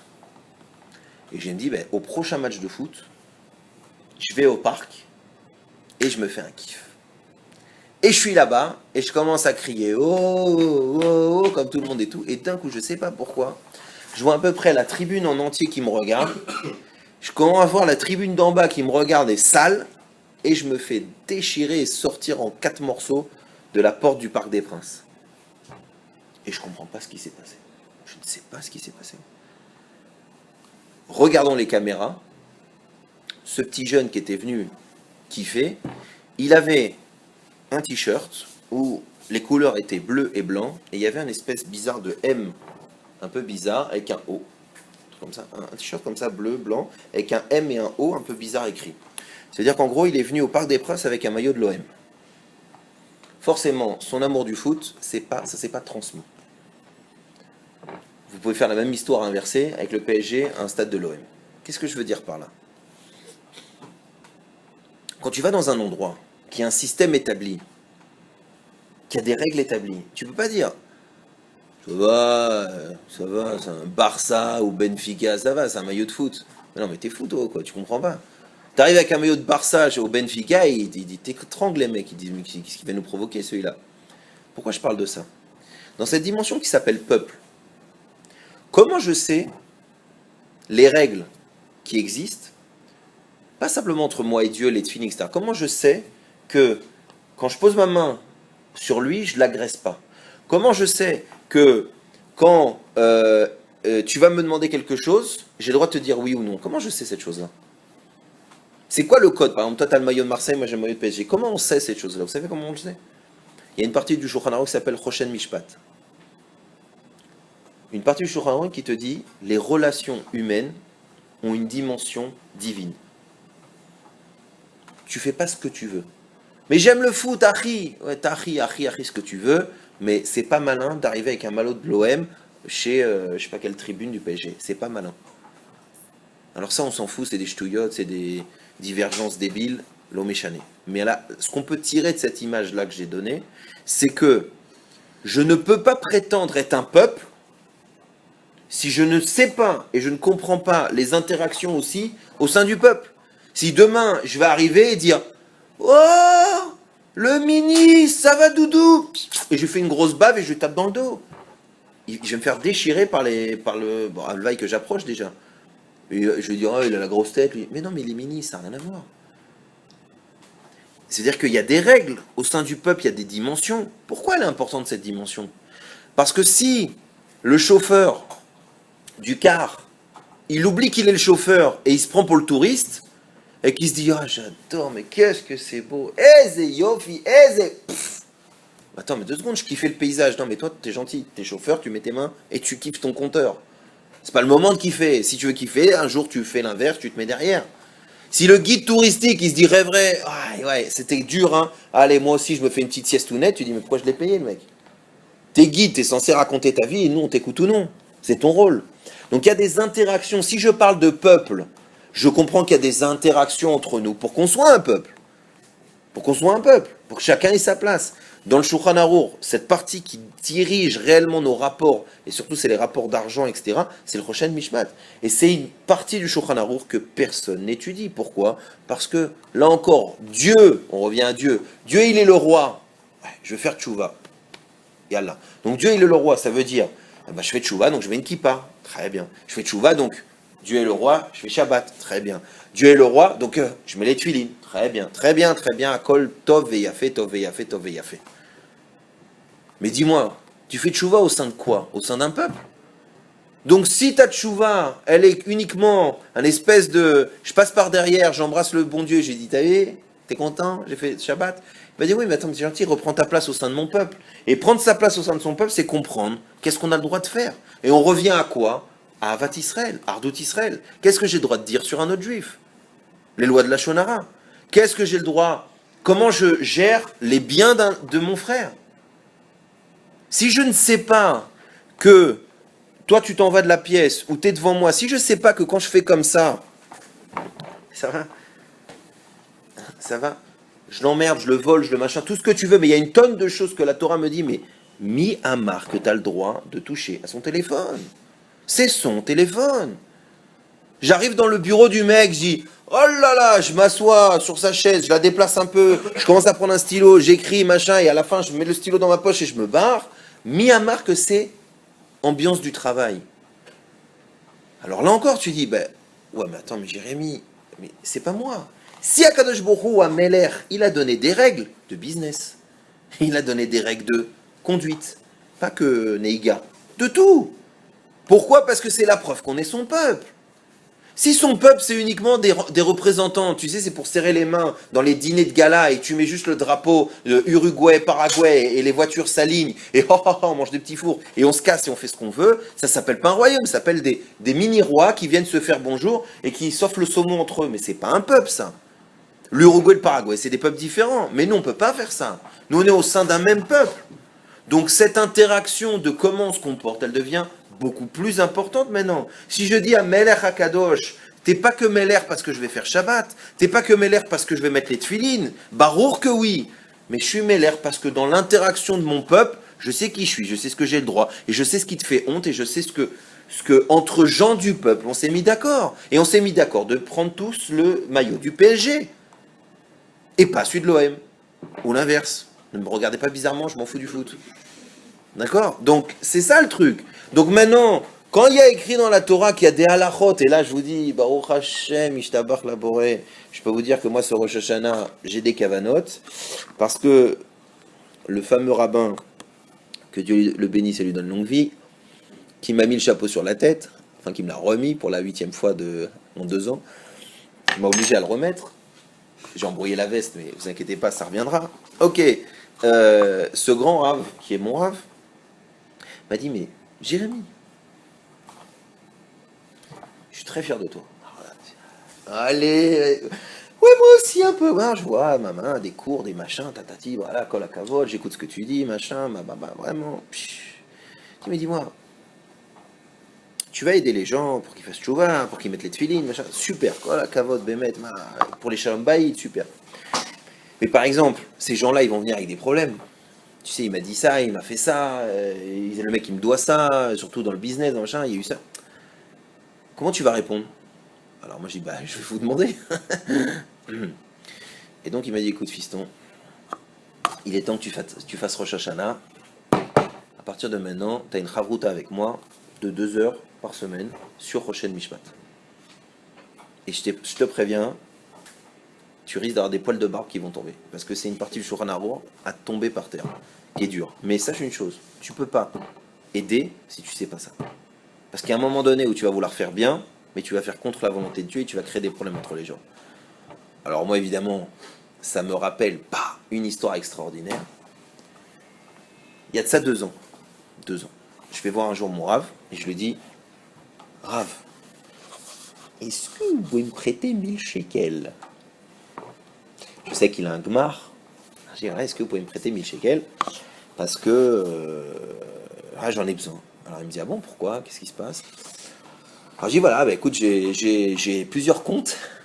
Et en minus, non, j'ai plusieurs comptes. Et j'ai mal joué le truc, j'attendais de l'argent, machin, etc. Et là, si je mets pas 1000 shekels maintenant, je risque de mettre en problème. Je vais les recevoir, je pense, dans tant de temps et tant de temps et tant de temps. Mais là, il faut que je mette la somme en entier. Donc voilà, j'aimerais avoir 1000 pour les mettre. Et si Dieu veut, dans 15 jours, je vais recevoir ça. Et dans encore 15 jours, je vais recevoir ça. Et je pourrai les rembourser. Donc il me répète, il me dit, ok, donc tu as besoin de 1000. Ok, tu as besoin de 1000 shekels. C'est pour essayer de placer une dette, quoi. Ok, et tu vas, a priori, la rembourser comme ça, comme ça. Je dis, ouais, à peu près. Moi, je comprends pas. Ok, bon, c'est bien. Il répète ce que je dis. Ok. Il me dit, d'accord. Ok, d'accord. Il appelle 2 copains à moi. Ceux qui ont l'argent. Et il dit, bon, alors, sort un petit papier. Petit papier jaune. Et il dit, alors, mon ami Jérémy, Hasard, il veut petite date, il veut donc 1000 shekels, hop, on l'écrit en lettres, tac, tac, tac, tac, tac, tac, papa, ok, super, t'es d'accord, petite signature, génial, kol hakavod, tiens, 1000 shekels. Moi, je prends les 1000 shekels, et puis il me voit avec les 1000 shekels dans la main, et rester devant lui. Donc moi, il me dit, qu'est-ce que t'as? Et moi, évidemment, en tant que bon juif, et surtout élève de mon Rav, je lui dis, mais quoi? Je trouve ça un peu bof. Mais quoi, Jérémy? Mais écoute, Bémet, Rav, vous êtes mon papa, ça fait 10 ans que je suis avec vous. Tous les matins, j'étudie ici. On se connaît. Tu connais mes enfants. Comme ça on était, comme ça on est. Je suis tous les jours chez toi. Nous, le coup du venez, Hazar Jérémy, le Pétec, le Sbiche, ça va. Ça fait de la peine, franchement, pagati, nagati, pagati, ça m'a touché. Et là, le Rav, il me regarde et il me dit, Jérémy, si ça fait 10 ans que tu es là, et ça fait 10 ans que tu me connais, et que tu sais que je t'aime, et tu sais que je te respecte, t'attends... Non, ça c'était il y a 2 semaines. Il me dit, t'attendais quoi de moi? Que je nous mette notre relation en danger? Que je te respecte pas en te montrant pas comment Akadosh Baruch Hu, il veut qu'on fasse les choses? Je te prête 1000 shekels de tout mon cœur. Mais ce que j'ai fait, c'est ce qui doit être fait. Justement pour que cette relation, elle dure. Pour que cette relation, elle soit vraie. Pour que cette relation, elle ait une dimension de peuple, qu'elle ait une dimension... Il me dit... Et moi, sur le moment, j'avais dit, bon, ferme ta gueule, t'as rien compris. J'ai dit, oh ouais, non, d'accord, d'accord. Parti de 1000 shekels, j'ai rien compris. Je commence à comprendre maintenant. Pourquoi? Parce que j'étudie les lois. Et je me dis, mais bien sûr qu'il faut ça. Ah, mais bien sûr qu'il faut ça. Bien sûr qu'il faut noter la somme. Et après, ce qui est terrible, parce qu'on ne parle pas, ce qui est terrible quand tu commences à apprendre ces lois-là de règles, ce qui est terrible, c'est quoi? C'est que tu te rends compte que si tu fais pas ça, c'est dans ce cas-là que tu es méchant. C'est dans ce cas-là que tu risques de créer des problèmes. C'est dans ce cas-là que tu risques de créer des tensions entre nous et il n'y a pas besoin. Alors moi, et pire que ça, tu te rends compte que si tu es un escroc, bon, ok, tu es un escroc, c'est-à-dire ton but c'est de dire, alors c'est un Samsung 29, non c'est un iPhone, tais-toi, et c'est un Samsung 29 et il vient des États-Unis, c'est bizarre la forme, il n'y en a qu'un sur le marché, je te le vends 30 000 parce que tu es un ami, 22. Bon, tu es un escroc, on a compris, mais je te parle, nous on est des gens, a priori, normaux, qui aiment bien gagner, bon, on aime bien gagner de l'argent, on aime bien en plus, ok, c'est l'air. Mais on n'est pas des méchants, mauvais, escrocs, ce que tu veux. Ok, et ben dans cette dogma-là, je peux arriver à Rosh Hashanah avec, par exemple, comme Avera, et je peux vous le dire parce que je parle de moi, et ça fait pas fier, on n'est pas fier de ça, de par exemple, il y a un interdit de mettre une embûche devant un aveugle. Ben, c'est quoi mettre une embûche devant un aveugle? C'est par exemple, mon Rav vient me voir, ben, il le fera pas alors, Micheline vient me voir et me dit, Jérémy, tu peux me prêter 500, 600 shekels? Et moi, en plus, Rav, copain, je lui dis, bien sûr. Non, mais parce que, arrête, ça va. Non, mais ce que tu vas m'expliquer, t'as pas honte. Fais ce que tu veux. Arrête. Tiens, 600. Allez, bonne journée. Là, moi, le mec gentil, parce que quand tu vois la Toumouna, tu dis, purée, t'as vu comment il est bon, ce Jérémy? Attends, mais il est bon. Tac, tac, le mec, j'ai dit j'ai besoin de 600 tracts, il me les jette sur la table, il me dit, ah là, ça. Quel prince. Il est prince, il est royal. Ouais, il est royal, mais il vient de passer devant un interdit de mettre une embûche devant un aveugle. Pourquoi? Parce que on n'a pas de papier, on n'a pas de preuves. Demain, demain, Jérémy crève. Lol, non mais il y a n'importe quoi qui se passe. Même un truc Stam, on n'a pas de preuves. L'un va revenir, l'autre va dire, le frère va venir en disant, tu sais, le Sefer Torah que tu m'as donné, mais attends, on ne te l'a pas donné, on te l'a prêté. On l'a prêté à la synagogue, on ne l'a pas donné, il est à moi, j'en ai besoin, je le prends. Ah non, monsieur. Qui, quoi, comment, on crée en fait, c'est quoi mettre une embûche devant un aveugle? C'est que tu dis à un mec, c'est pas grave, tu sais, comme quand on te fait signer un contrat avec 50 pages, et le jour où lui dit, ah, en fait, je voudrais changer, on te dit, ah ouais, mais si tu veux changer de module B, ben, il faut payer le module A, et il faut remettre le module C, il faut me payer 500 shekels. Tu dis, mais quel rapport, je veux changer? Ah ben, je te l'avais pas dit. Ah non, ben... Donc, la clarification et la clarté du départ va jouer sur les relations d'après. Donc moi, j'ai voulu être barbour, sympathique, grand prince, grande classe, et faire, yallah, ça, j'ai jeté les billets. Mais la Gemara dit, tu viens de poser des billets sur la tête d'un cerf. Ça veut dire quand il va se barrer, Alvaï, tu retournes les billets.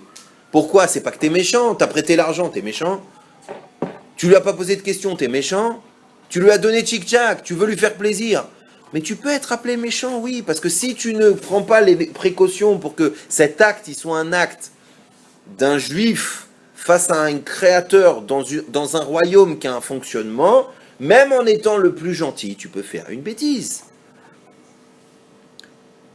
Je veux être gentil, je veux embrasser une jeune fille. Je veux être gentil, c'est parce que je suis gentil, elle est gentille. Ben c'est gentil, mais tu peux pas. Tu peux pas. Ça n'a rien à voir. Pas une question de gentil, mais c'est parce que je l'aime. Parce qu'elle est roulou, parce elle m'a aidé, c'est très bien. Mais ça peut pas passer par ça. Ça marche pas. Et ainsi de suite, et ainsi de suite, et ainsi de suite. Et pour ça que d'un coup, quand tu fais tchouva et que tu dis, purée, c'est marrant, pourquoi la Torah, elle dit, attention à mettre des barrières entre un homme et une femme, attention à faire ci, attention à faire ça. Quand tu vois ça, tu dis, moi, c'est exagéré. Et quand toi, t'as vécu que t'as pas mis assez de barrières et qu'il y a eu des problèmes, d'un coup, tu dis, oh là là là, non. Mais pourquoi j'ai pas eu ce Shulchan Arour avant? Pourquoi si j'avais su l'engagement, le truc, le machin? Je prends pas un exemple très simple, et vous en avez tous autour de vous, mais dans une des sociétés dans lesquelles je travaille, il y a un exemple netto de ça. Netto d'un mec a prêté de l'argent pour faire plaisir, tu te rends compte, t'es ma copine, je t'en prie, un truc comme ça, on est rentré comme ça. Il a tellement prêté, sans jamais rien dire, sans jamais dire comment, pourquoi, où, dans combien de temps, etc. Je vous répète, si je prête de l'argent à quelqu'un, et que je ne vérifie pas s'il est solvable, qui me dit pas, écoute, tu me prêtes 1000, mais si Dieu veut, sur 6 mois, tu les retrouves. Parce que je pense faire comme ça. Si tu n'as pas vérifié cette information, tu as juste dit, Béné-nous, tu n'as pas honte. Harry, nous, tafsik, arrête. Allez, tiens, prends une bourra aussi, au passage. Tu viens de créer une guerre. T'es pas un mec gentil, excuse-moi, khlas, c'est tout, t'as pas de tête. Tu viens de créer une situation explosive. Par contre, tu peux, mais... Ouais, après, on va pas entrer dans les lachot parce que c'est compliqué, on le fera ensemble si vous voulez un jour, mais... Tu te dis, s'il me rend pas, c'est pas grave. Voilà, donc là, tu deviens quoi? Tu deviens un juif sérieux. Parce que si je donne de l'argent, quelqu'un vient me voir et me dit, passe-moi 200 shekels. Et je lui dis, écoute, voilà, tiens, je te les donne. Et je lui dis, au fait, c'est pourquoi? Il me dit, j'ai une embrouille, il faut que je fasse un truc, j'ai besoin d'un taxi, machin, etc. Et je lui dis, au fait, tu vas me les rendre? Le mec, il me dit, ouais, je sais pas, etc. Et si tu sens que c'est pas clair, ou tu lui donnes les 200 shekels, et tu lui dis, écoute, je te les donne. Écoute, si tu me les rembourses pas, tu me les rembourses pas. Ou tu lui dis, écoute, je te les donne, mais tu te débrouilles pour me les ramener. Mais tu es obligé de prendre une décision. Alors la fille, ou les mecs qui ont prêté l'argent à cette personne, ils m'ont dit, non, mais maintenant on a fait Yéhouch. Je lui ai dit, mais on s'en fout de ton Yéhouch maintenant, t'es mignon, toi. Fallait vérifier ça avant, parce que t'as créé quelque chose qui est pas bon. La personne qui a reçu de l'argent, et qui était censé se rendre compte qu'on lui prête de l'argent, vraiment, et qu'il a un engagement par rapport à ça, et qu'il doit s'engager à travailler, qu'il y a des règles qui fait que s'il a perdu son boulot, voilà, il perd son boulot, il est à nous, s'il peut pas, c'est pas qu'il est méchant. Alors ok, la Torah lui dit, écoute, tu vas pas tout rembourser tout de suite, tu vas d'abord, quand tu vas recevoir même 2000 euros de ton père, tu vas devoir mettre de côté ce qu'il te faut pour bouffer un mois, ce qu'il faut pour vivre un an, il y a des règles, et ce qui te reste, eh ben, tu vas rembourser tes dettes, oui monsieur. Mais si tu es un mec à jouer, alors tu vas taper la plonge tous les soirs, mais tu rembourses ta dette, parce que tu as joué. Donc tu comprends que si l'axiome de départ, il n'est pas clair, je ne sais pas si on me l'a dit, tiens, il y a là, ça, je m'en fous, tu me le rembourses, ma pitome, entre nous.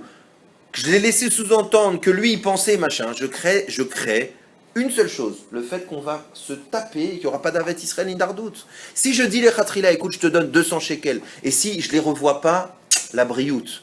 C'est clair. Et quand le mec il te rend, il te les rend. Mais si tu dis, non, je lui ai donné, non, mais je pensais franchement qu'il allait pas m'embrouiller, je pensais, à force de penser, lui, tu l'habitues à dire, ça va, nous. En plus, c'est une question aussi de distorsion. Par exemple, Chasvesham, il arrive quelque chose à un des deux. T'as un rov, c'est qui le paye? Vous connaissez cette histoire du prince du mec sur son cheval? Je vous l'ai expliqué plusieurs fois. Un mec sur un cheval, il a de l'argent sur lui, il s'approche d'un ruisseau, il fait tomber de l'argent, il s'en rend pas compte, il s'en va. Sur ce, 2 minutes après, t'as un mec qui vient, l'embellie du jour, Kadosh Baruch Hu Toda, il voit une bourse d'or, il la prend, il chante à Marseillaise, il se balade, il keuffe les coquelicots, il est au top le mec. D'accord? Il a lui et ses enfants au Hérodes. Arrive 2 minutes après, un mec, fatigué, mort, clochard, truc, machin, il est truc, il voit de l'eau, il met sa tête dedans, il se mouille, il se repose sur l'arbre, il est éclaté. L'autre, sur son cheval, Pitom, il se rend compte qu'il a perdu, il fait vite marche en arrière, il se dit ça doit être là-bas à l'étang. Il arrive, il voit le mec clochard au milieu, il se dit rends-moi mon truc, l'autre il comprend pas, il dort, il est fatigué, rends-moi mon truc, rends-moi, il s'énerve, tac, tac, tac, il le frappe, il le tue. Réponse de la Gemara, t'as un Racham qui dit c'est ça la justice de Dieu. Non mais franchement, je veux pas, mais c'est ça le Dieu. Un des Chacham. Et le deuxième il dit fais attention, tu vas perdre ton rôle de Chacham. Et on retourne les cartes et on te dit tu sais ce qui s'est passé. Je vais t'expliquer ce qui s'est passé. Le Ham Israël il n'écoute pas les règles de Dieu. Résultat, il crée des problèmes. Et Dieu, il doit se débrouiller pour faire la justice. Et là, tu viens de voir un acte de justice. Alors là, le mec comprend pas, il dit, attends, qu'est-ce qu'il y a de juste là-dedans? Tu me sérieux, quoi? Un mec, il va s'allonger, il est crevé, il se fait buter. L'autre, il passe, il est royal. Et l'autre, abruti, il perd son truc et il bute. Mais où il y a de la justice? Et donc, le zoom se recule et on t'explique que, en réalité, le chevalier, lui, il avait besoin de perdre de l'argent parce qu'il avait pris de l'argent qui n'était pas à lui, machin, donc lui, hop, c'est réglé. Celui qui est venu et hop, qui a attrapé le truc au passage, machin, lui, on lui devait, on lui avait jamais payé, il l'a récupéré. Celui qui a été tué, c'est un mec qui avait tué quelqu'un d'autre, bon, machin, etc. Alors, ok, tout est nickel. Mais toi, là, même si on t'explique ça, et que t'es un mec normal, tu dis, attends, mais moi, je flippe. Attends, qui me dit que je suis pas le clochard? Quand je vais me faire buter parce qu'il y a 2 Gilgoul, j'ai pris 10 000. Attends, excusez-moi, on peut arrêter le film? Non, non, je veux pas. C'est pour ça qu'on dit, écoute, la dimension de Am Israël, la dimension du respect des règles entre nous, elle peut éviter ça. Parce que si réellement que il voit que j'essaye d'apprendre, que je fais attention, que l'argent, les objets des gens sont importants pour moi, etc., il va me les taquer, pas par des choses comme ça. Il va faire en sorte que j'ai l'idée de donner de la tzedaka, et cette tzedaka, elle va aller à la bonne personne, que je vais faire un tikkun, et que ce tikkun, etc., il va voir que j'essaye de respecter. Et n'oubliez pas une chose, nous, ça nous paraît un peu débile, c'est vrai. Hein, voler un stylo parce que je l'ai mis dans ma poche, ça coûte 2 euros, 1 euro, que tu vois pas le truc.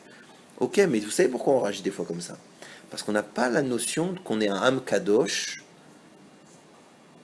et que Dieu nous regarde. On n'a pas bien cette notion, on l'oublie. On se dit, c'est-à-dire, grosso modo, je suis un mec bien. Grosso modo, oui, mais si grosso modo tu fais une recette de gâteau, ben, ce ne sera pas les chouquettes de Courcelles, quoi. Ce sera grosso modo un truc avec du sucre. Mais c'est pas une chouquette. Je dis pas que c'est une chouquette. Alors, c'est la même chose. Si grosso modo je suis un mec bien, c'est vrai, bon, c'est mieux d'être grosso modo un mec bien, grosso modo un... Ok, mais grosso modo, ça ne veut pas dire que je comprends que je suis un peuple, que j'ai des règles, et que j'ai un roi, et que je vois comment la direction est bonne. Donc voyez comment cette dimension-là, elle devient importante, et elle devient un travail de tchouva à faire à Rosh Hashanah. Avant, à dire, écoute, 2 secondes, si j'ai compris que Dieu doit être le roi, que c'est ça Rosh Hashanah, dire à Dieu, allez, vas-y, sois le roi, Bémet, encore une fois, redonne-nous, c'est toi le roi, c'est évident que c'est toi, alors vas-y, viens, redescends, redonne. Ramène une nouvelle lumière que tu n'as jamais amenée dans le monde. Maintenant, pourquoi ça? Pour qu'on soit un peuple.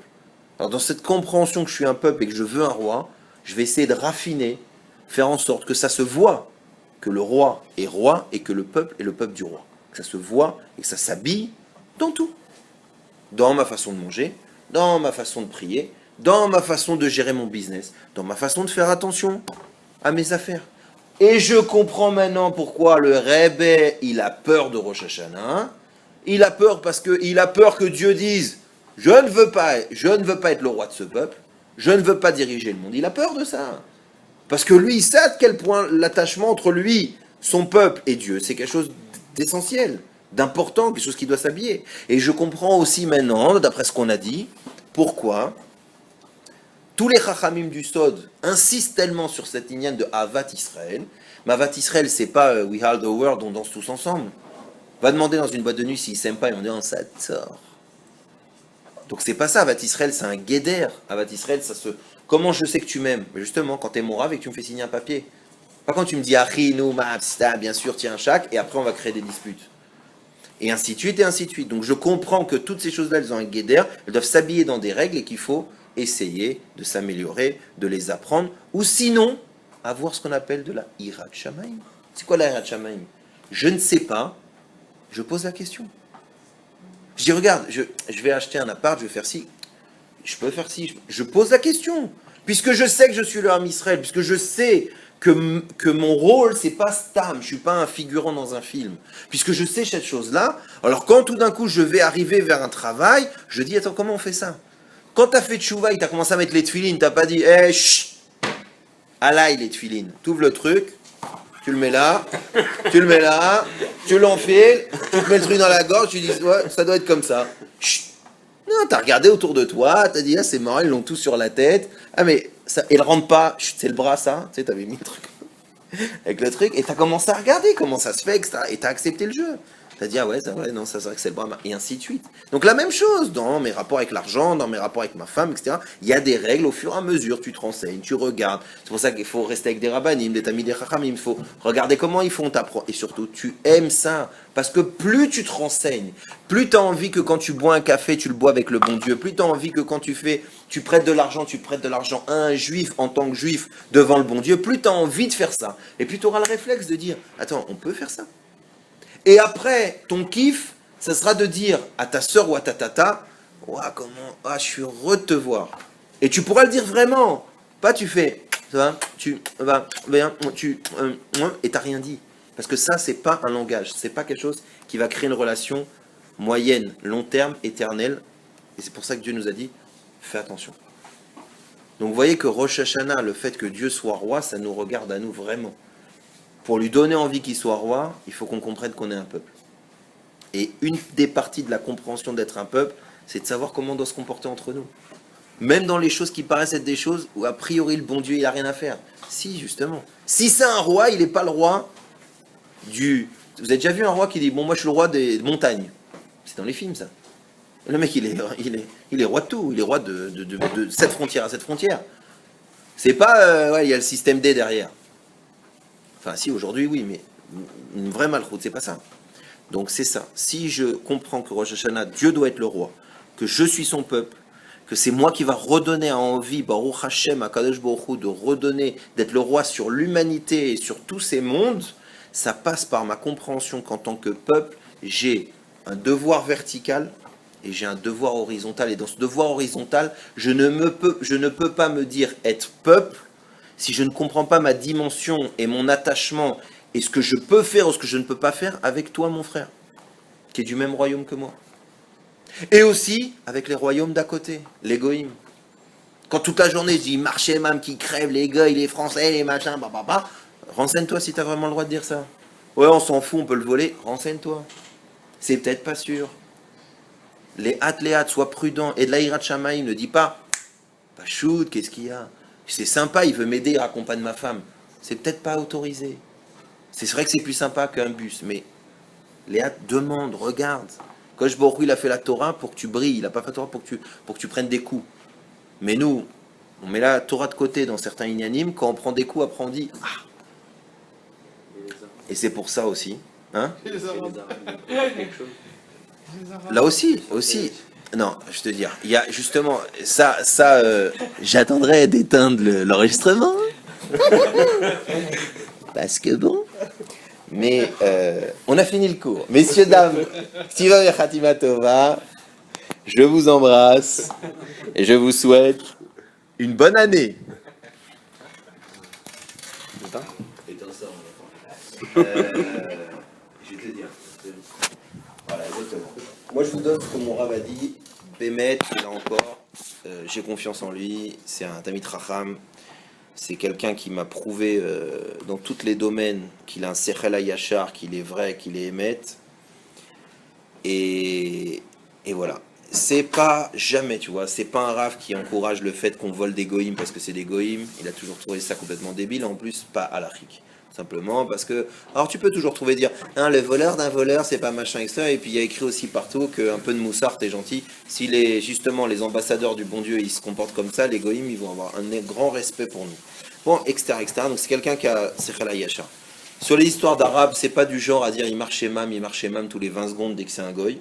C'est pas son style non plus.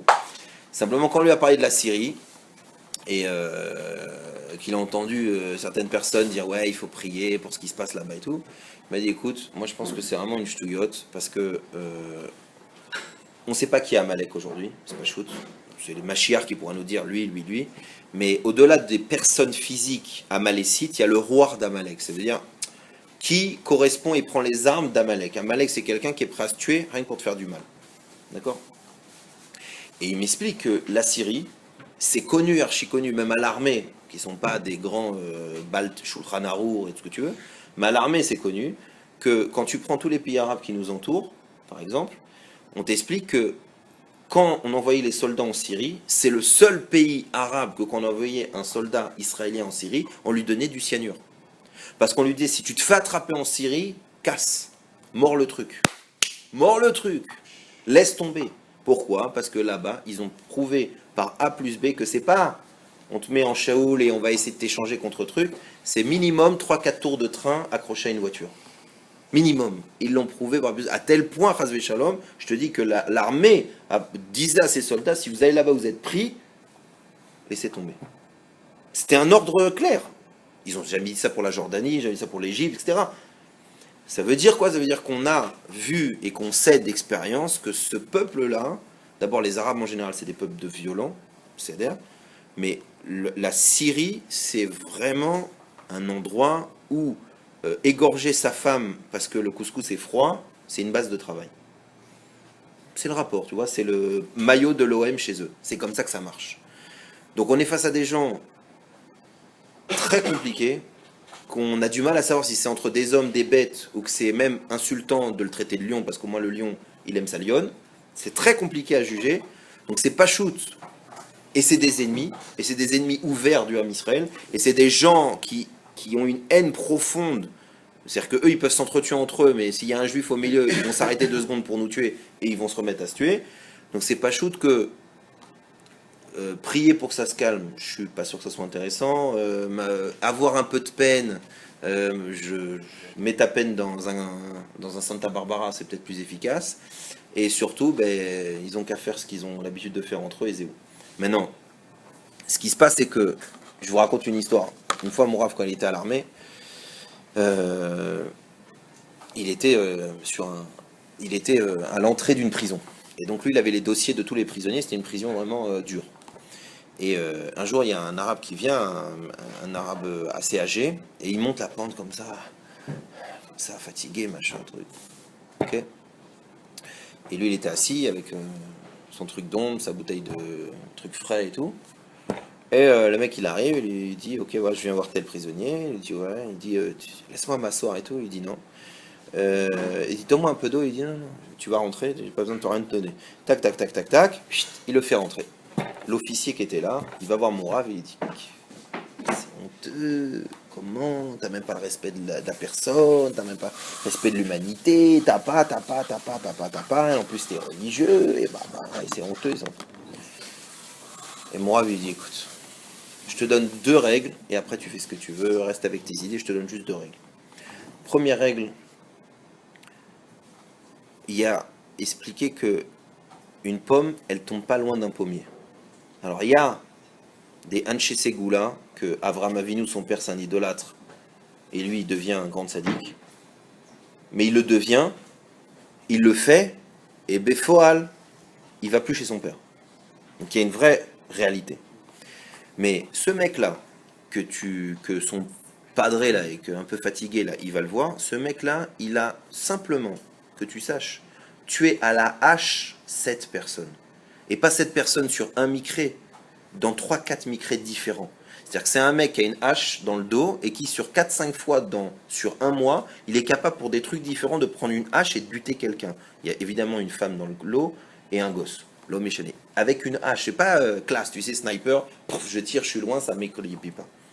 Donc il dit à son mec, donc tu comprends, un mec qui est comme ça, qui a pris Shimon Tol parce que pour lui, mettre des coups de hache une fois, deux fois, trois fois, quatre fois, et qu'à la sixième fois il se fait attraper, et qui rentre chez lui très bien, et que tout le monde le voit, et qu'on ressent pas un peu de gêne, c'est où que c'est un grand psychopathe spécialiste de la double transformation, où le père, il est un peu au courant de ce qui se passe. Maintenant là encore, il dit oui, mais vous laissez pas la tchouva. Il dit ben la tchouva, c'est que le père, il serait pas allé voir son fils. Il dit tu te comportes comme ça, t'es gentil, bye. Il lui enverrait par la poste des lettres et de la bouffe, mais il se déplace pas. Il lui fait pas cavode. S'il a tellement honte de ce truc-là, d'accord? Donc il est comme ça, et après il lui dit autre chose. Tu sais ce qui me dérange le plus dans ton attitude? C'est qu'il y a écrit très clair dans la Torah que si t'es Rahman, si t'as de la peine pour des gens qui le méritent pas, tu seras cruel avec des gens qui le méritent pas. Écoute bien ça. Si t'es Rahman, si t'es miséricordieux avec un mec qui ne le mérite pas, t'en viendras à être cruel avec quelqu'un qui ne le mérite pas. Comme tu fais du chesed de la Rahmanout stam, t'en viendras à être cruel stam. Et tu vas te voir, tu sais pas pourquoi être là en train d'arracher et jouer avec une mouche et en train de l'étrangler. Tu sais pas pourquoi, c'est ton côté... Où t'as un juif que tu connais pas et puis tu vas, pour une histoire de ballon de foot, lui mettre un coup de tête. Eh ouais, voilà. Ah, je suis nerveux. Ça vient de ça. Étant donné que j'ai déplacé ma Rahmanou dans un domaine qui était complètement faux, viendra un moment où mon agressivité naturelle, au lieu de l'avoir mis sur mes ennemis, eh ben je la mettrai sur ceux qui restent. Alors je répète, Bezrat Hashem, qu'on comprenne que Rosh Hashanah, le but c'est que Dieu soit le roi, que Dieu soit le roi, que un truc, les Arabes mourir, je sais pas, un slogan un peu bizarre. Alors, je ne sais pas, je ne prends pas parti, tu sais. En tout cas, ouais. Alors nous reprenons un truc normal, simple. Je vous rappelle que, donc, je répète que Akadosh Baruch Hu Bezrat Hashem à Rosh Hashanah, faut lui redonner envie d'être le roi. Pour ça, faut savoir qu'on va être jugé, mais savoir qu'on est un peuple, que cette dimension de peuple, elle nous engage entre nous, et qu'elle engage le fait que si Dieu, il est vraiment le roi, le peuple, il doit essayer, et entre nous et vis-à-vis de lui, Bezrat Hashem, de mériter une bonne signature. Mais de toute façon, en tant que peuple et en tant que juif, c'est pas shoot que chaque juif, il doit être inscrit, signé dans le livre de la vie, de la richesse, de la grandeur, etc. Et c'est ce qu'on aura tous, Bezrat Hashem. Shana Tova Umetuka.